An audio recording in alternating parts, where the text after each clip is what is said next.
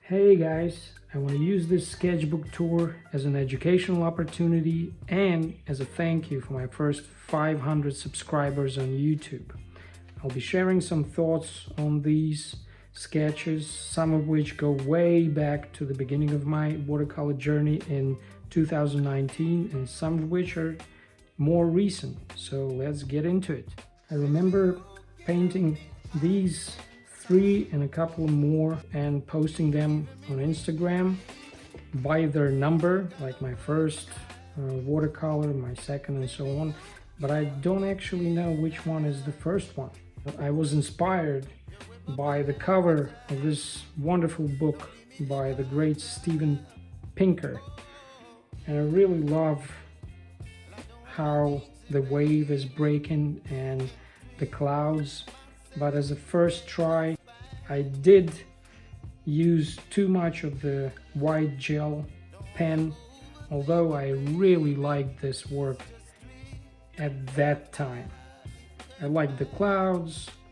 I did use some rubber liquid to cover the white of the paper, but as you see, the gel pen is lighter than the paper itself. So what can I say about this work? Well, it's not bad for a beginner, I guess, but the main thing that I see in many beginners watercolors, and that I actually heard on some channels on YouTube that make some kind of educational videos on watercolors, I heard that one person said, oh, my boyfriend has a better work than I do because he used less water.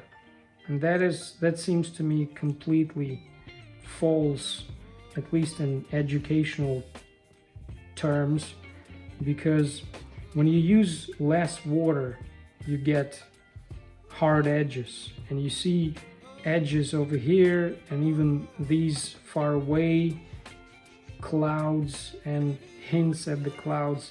They are too hard, the edges are too hard, so I would recommend try and work with more water. Use the sprinkling bottle, use more water at the beginning, just have a feel for how watercolor behaves, and later on you'll understand that there are layers for watercolors and you should use that too. But I see that beginners are afraid of using more water, and that's the first thing I think all the beginners should overcome. This one is a reproduction of one of my most favorite paintings by Shishkin, a Russian academic painter. It has a great story behind it, and I do love the symbolism of this lonely tree looking over a vast area at night and collecting that moonlight. What can I say about this? What would I do better? Again, as you see, the background is not blended properly, and of course it's hard for a beginner to blend backgrounds properly. And another thing that jumps right at me are these beginner-like clouds. I was blessed with having a friend who's an artist and who criticizes some of my works from time to time. I do share my works with him. I do share even my sketches, and I want to hear his opinion on my work because he has a lot more experience. And we do have this running joke. I think they call it in post-Soviet academia, they call it the same, and we use it quite often. We say you're painting or you're drawing fences. What does it mean? That means that there are some regular patterns in your painting or drawing, right? So you see how regular these three clouds are. There's no randomness in them. That's why it makes them look like decorative art. So you should try to avoid that as much as possible, especially when you're painting things like trees, tree lines, all the things that are natural or planned by man, right? Like buildings maybe. Just try and put some randomness in there. And this painting, I believe, was made after Daniel Smith tutorial on how to make mist. And again, you see how hard these edges of the pine trees are. That's because I used a lot of water here, but then I went over it with less water. It's okay, of course, to have these hard edges where you need them, but you should try and put in some random blurs, some random blending in your painting, and with practice you'll learn how to control it. Again, if you look at the sky, you can see some hard edges here that, well, they're kind of inappropriate, but I was really happy with this one at the time. Of course, the eagle is strangely looking, but again, that was the beginning stages of my journey. Okay, I remember this sketch. This was when I actually had an aha moment.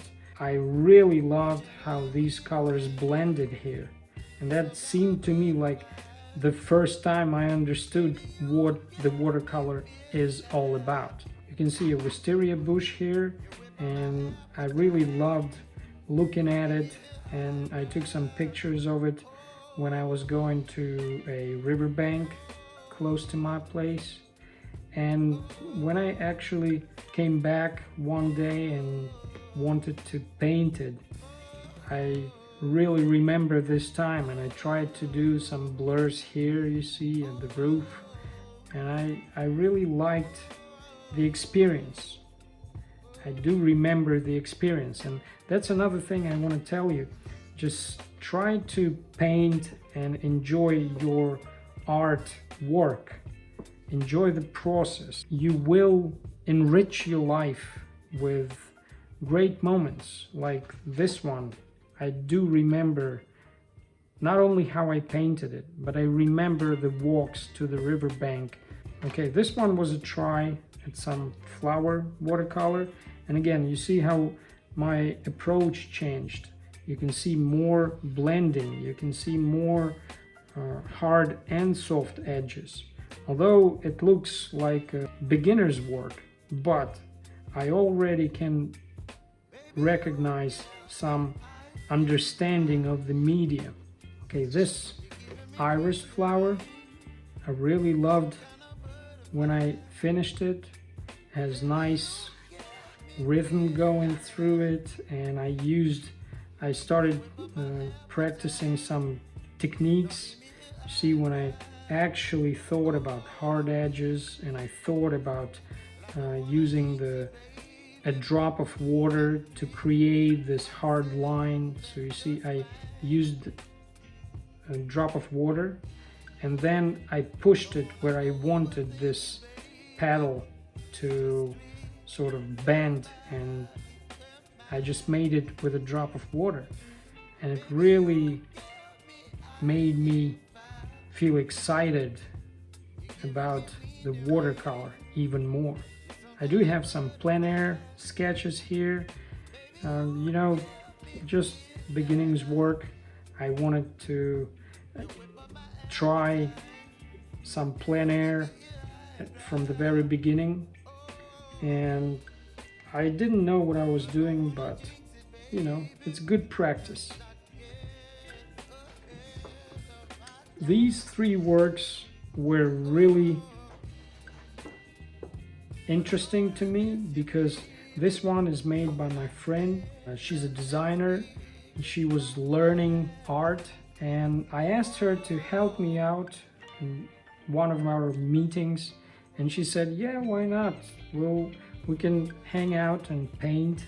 It was good time. And you see, my works at that time were beginner's works. I was beginning to understand how watercolor works. If you look here, this is amazing, and she just tried to show me that watercolor should be kind of impressionistic. It's more about impression of what you see and not the details and so on. This looks really nice blending. We painted this, and then I painted this at the same spot next to a lake in my city. It was really good times. We hang out, drink some tea, and painted. I really appreciate her help in my journey, and I'm really grateful. There are some gouache plein airs. And again, try going out on plein air and try painting on the spot, because I do remember this and this. I do have really nice memories of the time I spent. A couple of hours sitting in the park. This was in the early morning, like 8 o'clock, and people were passing by, going to their work, and I was just painting, and I really enjoyed it. It was at the riverbank here with my friend, just trying to capture whatever I saw, trying to understand the medium. Another plein air session. I focused on water and tried to replicate the effect of the water falling, water shining. And this was at the riverbank again, just trying to understand how the watercolor behaves. But again, you see, there's little blending, a lot of hard edges, not a good drawing. Maybe compositionally it's okay. Otherwise, you have to work on understanding the medium, and that takes practice. So with practice comes the skill. I try at daffodils, I believe. Again, a lot of hard edges, not enough water, no understanding of the background, and I would paint this completely different at this point of my journey. I would try to blend this background first, blend it as much as I can, and add just a couple of those or a few of those leaves and concentrate, focus on the flowers. I tried the portrait of my mom, another portrait here, and I tried some effects with another instrument. I think there was some spongy thing that I just tried because I understood that this is no good. But I believe I did this without a sketch, so you know, you have to practice. Some first tries at cityscapes that I really love, watercolor cityscapes, and one of my first influences on my watercolor journey is still Thomas Scheller. I love his cityscapes. I admire his work greatly. Here I really love the details, and as you see, I tried to blend the background with not enough water. But this change in warm and cool in the shadow, pretty nice. some details. Really nice building. I sketched it with a pencil, I sketched it with watercolor, I tried to paint it again. Still, this subject is, you know, maybe just out of reach for me at this point, because something in me, and that's another thing I wanted to share with you, something in me wants to paint this subject with enough details, because I do love the building itself. I do love the columns, this little architectural things in there, these fake arches, these balconies. I do love that, but I'm not yet sure how to replicate it in a watercolor so that I'm happy with the work. I think I'll try a few more different approaches and I'll share them with you. But for now, trying to do some other things. Another plein air, and I understood that I took the wrong paints. This was gouache, and I tried to work with them like with watercolor. Still a nice blend, but I want to try this with proper watercolor, because you see there's a lot of paint particles in here. So it has its charm, right? Another quick thing, just to try the subject.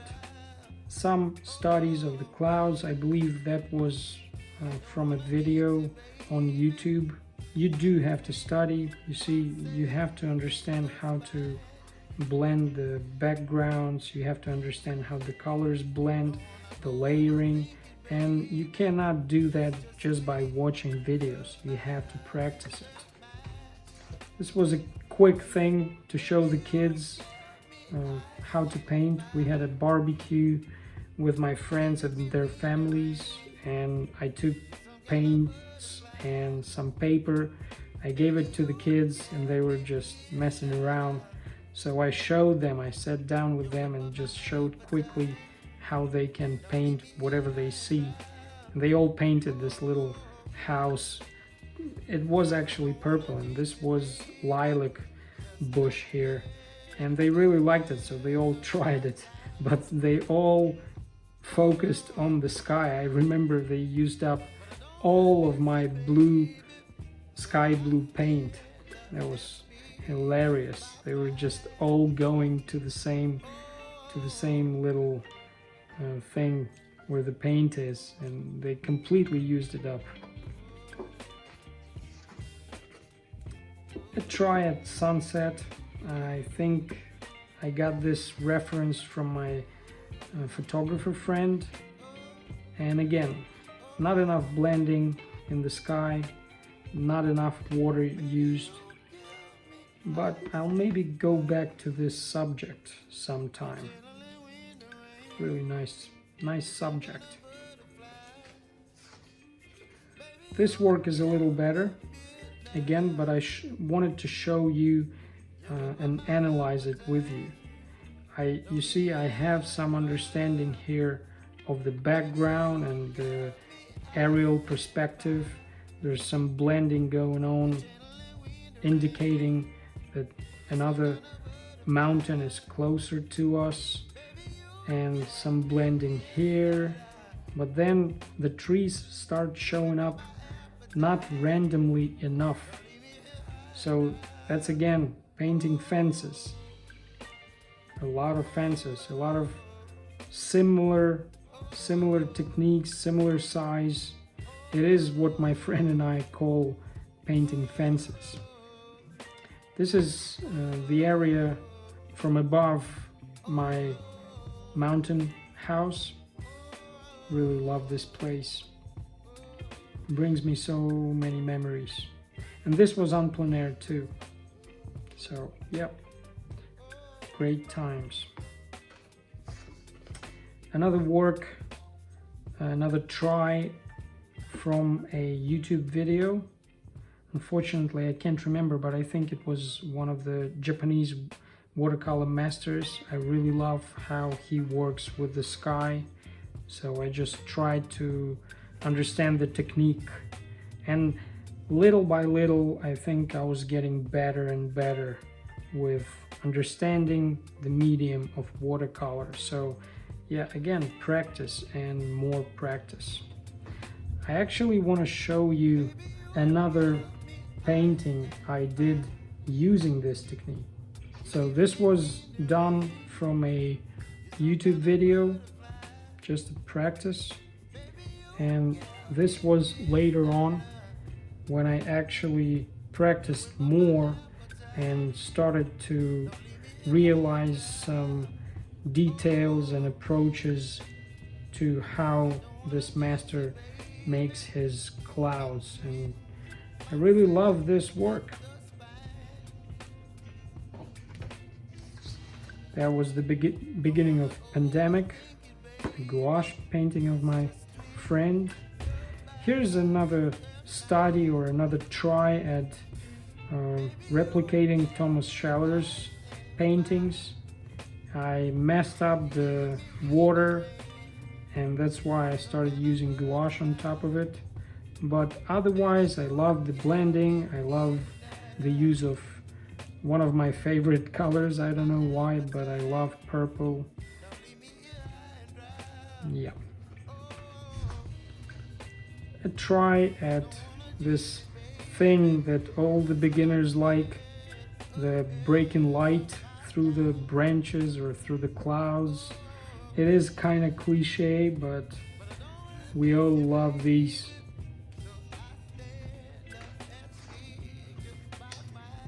A try at sort of impressionistic morning painting. I did use some gouache on top because I couldn't make this effect of the sunlight touching the leaves and the branches just with watercolor, but I do love how these parts look, these areas where apparently a lot of water were, and it created this nice effect that looks like some bushes or something like this. That's when you start understanding the medium, when you try things, add a little more water, less water, and so on. Just play with it, play with watercolor. It is a playful medium. A cloud study, I remember again when I did this on plein air, just sitting on the river bench with my friends, making barbecue. They were taking care of the barbecue part and I was just practicing. A try at Socrates' head, the portrait. Have this head here.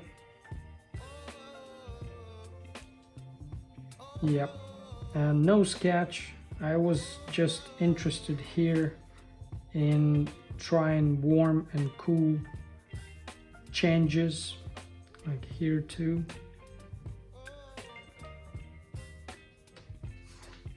A try at streetscape, try at that little effect of running watercolor.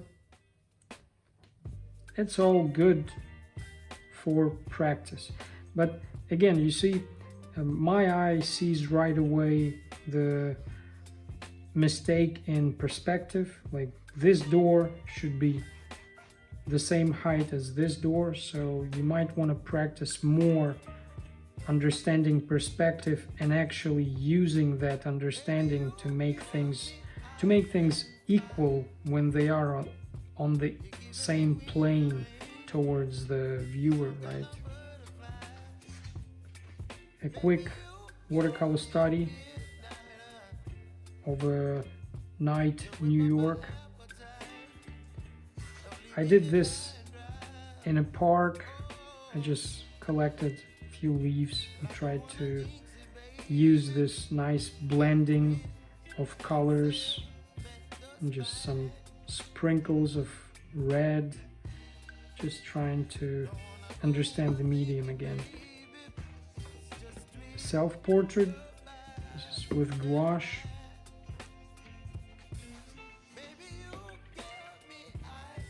A cityscape, again, on plein air, at late fall, somewhere around these times. This was earlier than a lot of those sketches.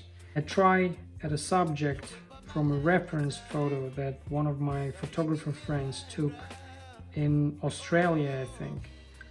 It had the photo, the reference, has a really nice fog and it glows, and you know, there's some silhouettes of the horses with horsemen on them and some cattle. But again, this was too early for me, so you see, I don't understand. I didn't understand at that time how watercolor should work, and there's a lot of hard edges and so on. I also want to go back to this subject sometime. This was a sketch to figure out the approach to one of my paintings, just to try before I make the painting. Oh, this one was a portrait of my friend, again on plein air at the riverbank with soft pastel. You can consider it a not finished painting, because what you see here is still solvable.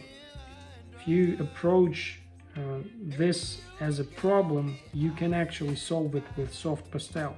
And sometimes beginners sort of decide to stop painting whatever they were painting at the moment because they think it's an unsolvable problem.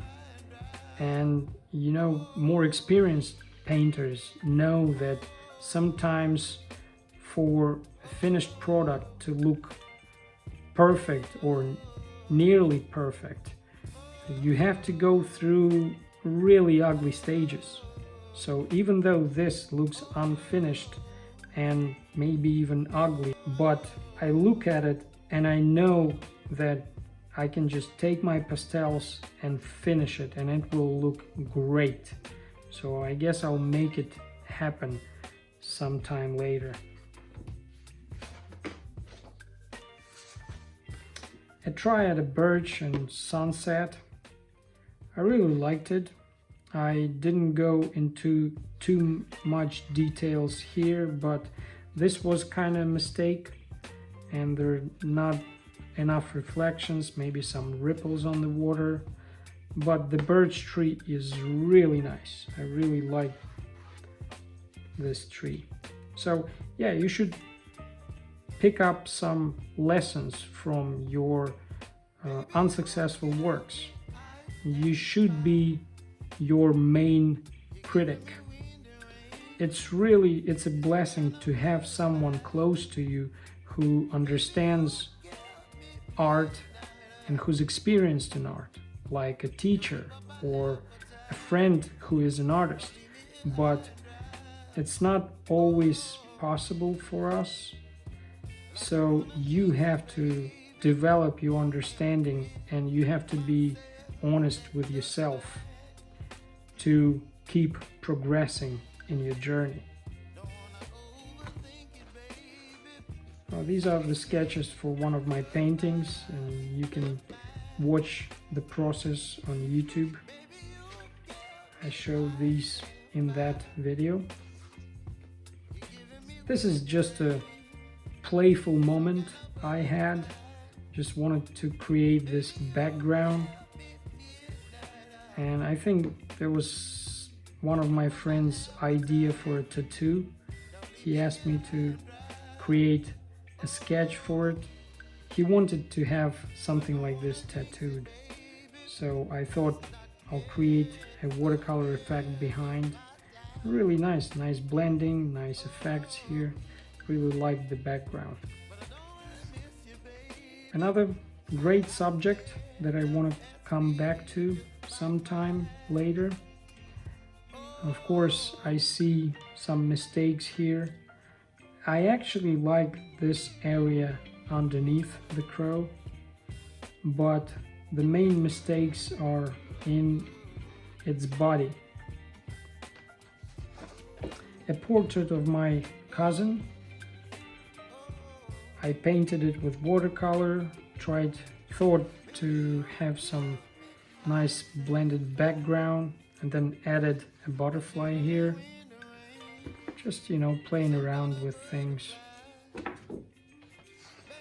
This was a study or replication of one of the Javid Tabatabai paintings on his YouTube channel. Great master. He does these really nice, bright and colorful landscapes that I really love. And I remember I started following him when he had less than 1,000 subscribers, I think.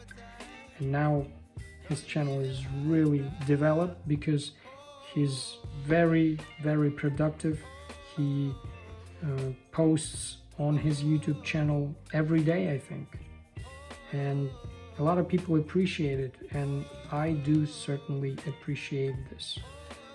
And I did learn from him a lot of things. This is one of the tries, but I made quite a few more. They're just not here. Oh, another soft pastel painting. I made this inspired by one of the Shishkin's paintings again. Really loved how it turned out, but I messed it up with fixative that I tried to fixate this painting. Well, it's a pity, but I love the process. Another quick study. Try to study the light and composition. Just a quick thing I tried before painting a completely different painting, but just, sometimes I'm ready to paint something big, and just because everything's ready, I take out a small piece of paper and just make a study or make a sketch of something completely different. So yeah, here it is. Really love the blending here, this effect, like there's a light there or something like that. Watercolor is a fun medium. It surprises you from time to time, but of course we have to try and control it. This is one of my cityscapes, rainy cityscapes that I practiced, and I have a couple of paintings of this style. I sort of thought of it like my style because the palette is a little different from what most masters use. The regular pattern of colors and hues is more gray, and I wanted to show at that point of my journey that the buildings are not that gray when you're actually in the scene, right? Most of the buildings around my town are brown, and when there's rain they become really saturated brown. But again, just to try here, I didn't like the human figures, I didn't like what happened to the reflections, so it's just a try. Now again, a painting with a mistake. The main mistake is 1, 2, 3, the perspective of this building. Otherwise it was okay, but the perspective is completely wrong, so I painted it again.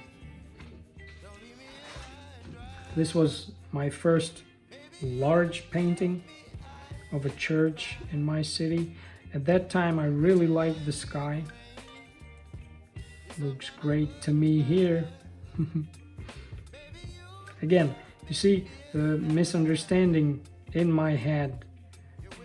that happened, that was transferred to the painting. Like instead of using more water here and less here, so sort of showing more hard edges closer to the viewer, it's completely opposite here. So blended edges closer to us and harder edges further away, which is completely wrong. But I did like the floor, what do you call it, the square in front of the church. I like these effects, really nice. Oh, that's a eye study. I have a video of this on my channel, so if you are interested in hyper realistic studies, or I remember I made many layers on this painting, and you should practice this too. Just try to layer and achieve the darkness and the saturation of colors by layering. These are few studies for a bigger painting.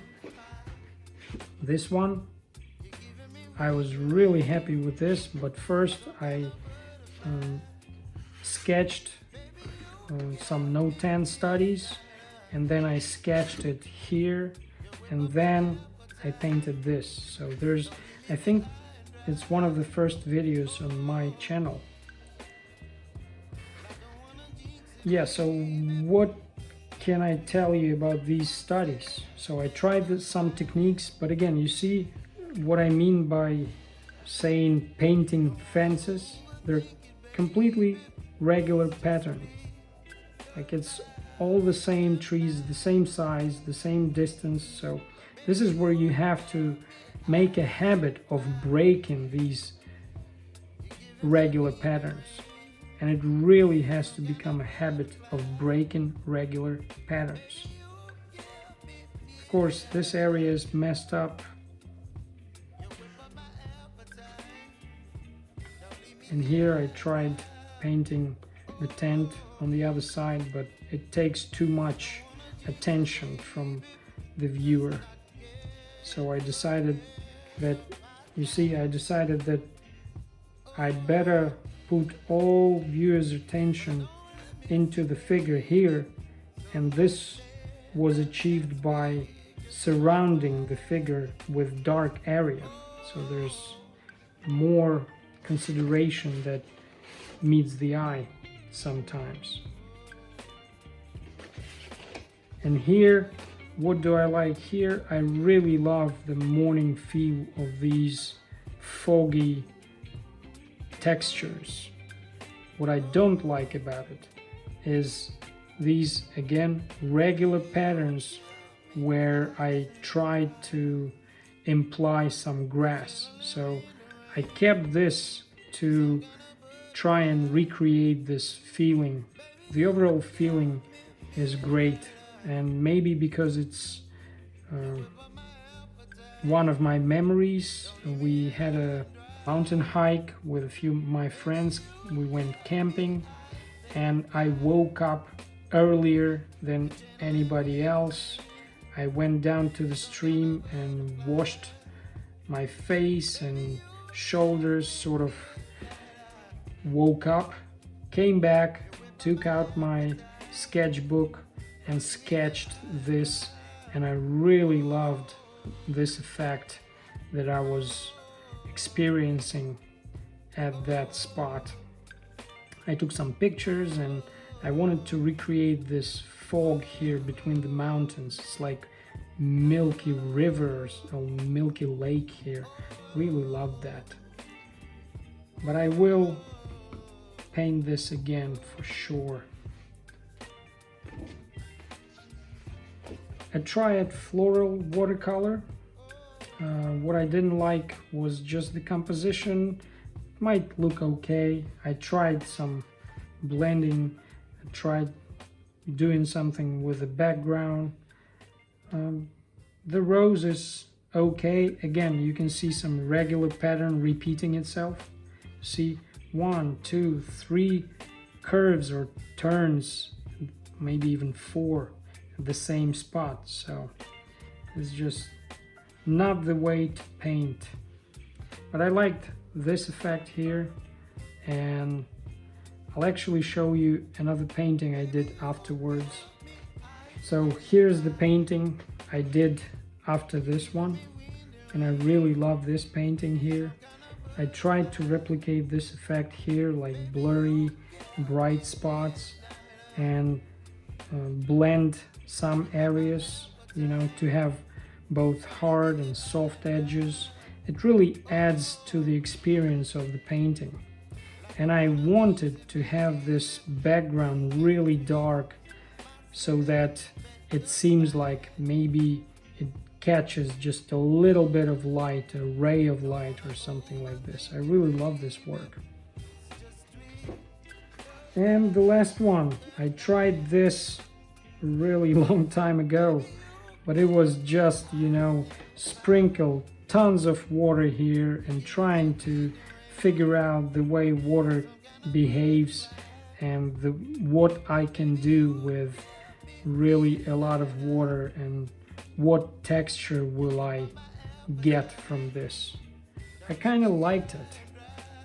You know, it's really different from what I do and from what I always wanted to do with watercolor.